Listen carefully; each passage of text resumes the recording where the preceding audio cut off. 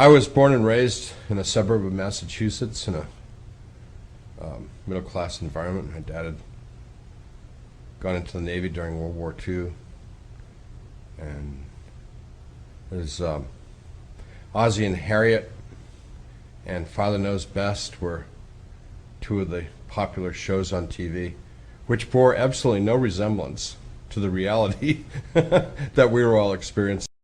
So we went to church on Sunday.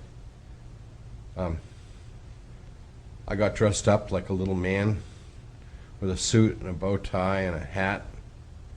My sisters all had white gloves and pretty hats and matching outfits that my mother made for her, and there was this whole parade of going to church and being all dressed up, and we all sat there like the ideal American family. And then church would get over and we'd get into the car. Then they'd be yelling and screaming and slapping and hitting and crying, and and church seemed like this ideal that was far removed from the reality. It was beginning to be real disillusioned with the church because of the difference between the ideals of the church and what I soon came to identify as the hypocrisy of the church and the reality of what people really lived and did. And so I, along with tens of millions of people my age, became disillusioned with America, the government, society, church, and everything else, and went our own ways. With the death of John Kennedy in '63, and then the subsequent death of Martin Luther King and Bobby Kennedy, it seemed like what we needed to do was to build an alternative society. So my wife and I got married in '65, and we went out to San Francisco in '66, lived out there. And we believed that we were creating a new society. We believed we were, quote, realists. And part of that realism was we didn't believe in supernatural things. We didn't believe in religion.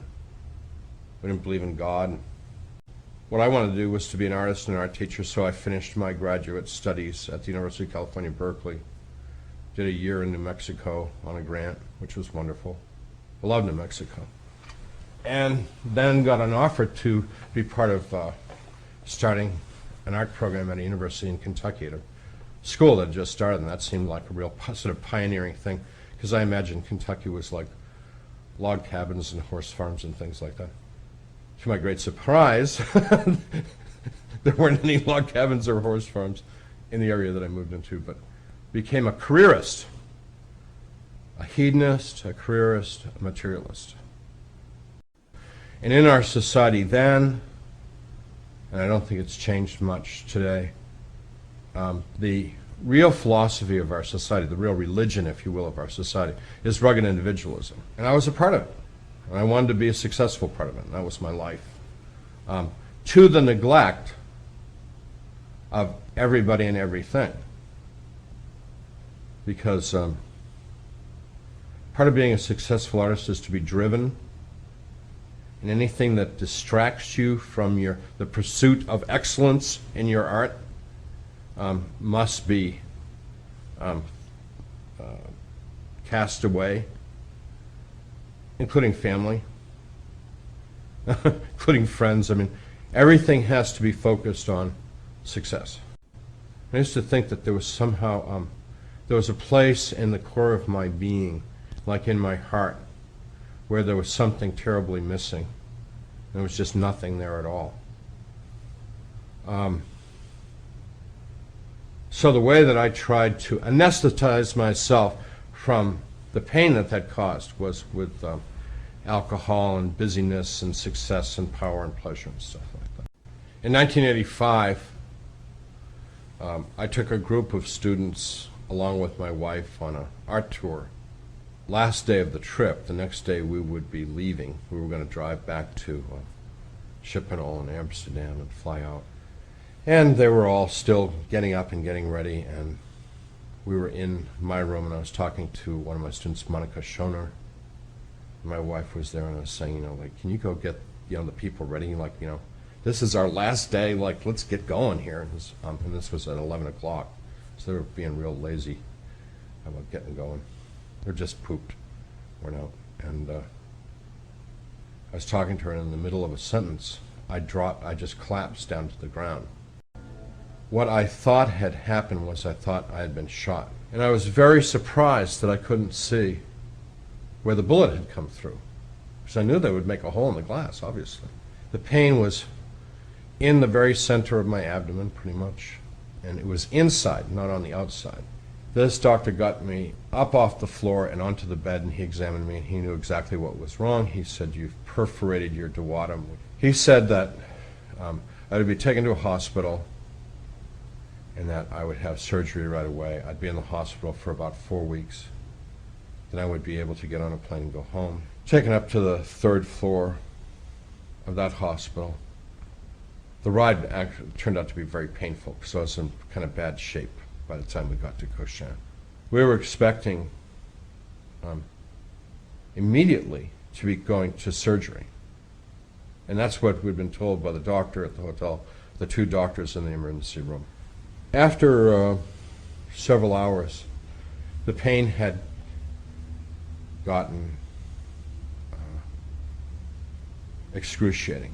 For several hours now, I felt that the only thing that kept me from death was an intense desire to live. And that all as I had to do to die was to stop trying to live. I felt like death was right there.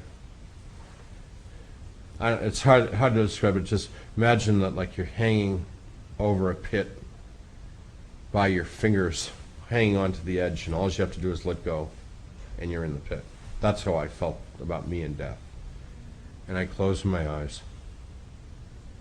I didn't try and breathe anymore. And I went unconscious. I awoke from my unconsciousness. I don't know. Obviously, I don't know how long I was unconscious. It was some minutes, probably. And I was standing next to the bed, and I was absolutely clear about the situation that I was in. So I was worried about the perforation in my stomach, but it didn't hurt.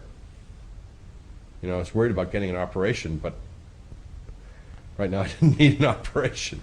I was confused because I felt more real, more alive, more physically acute in all 5 senses than I'd ever felt my whole life. Right then, I heard people calling me by name in English outside the room, and they were saying, "Howard, hurry up, come with us quickly, let's go." So the room was very bright and well lit. And I went over to the doorway of the room, and outside the room, it was wasn't dark, but it was dim and gray and foggy and indistinct. I assumed that they were there to take me to my surgery, so I left the room.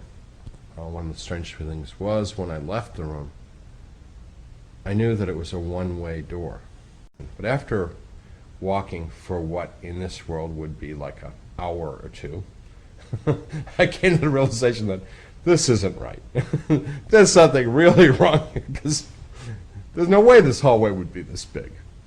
And now the hallway wasn't a hallway anymore. It was just space that we were walking through. And there were no walls or ceiling or windows or stairs or anything. It was just we were walking in space. When I would ask them questions, usually the answer was, "Shut up. We don't have time. You'll find out. Don't ask questions. Be quiet."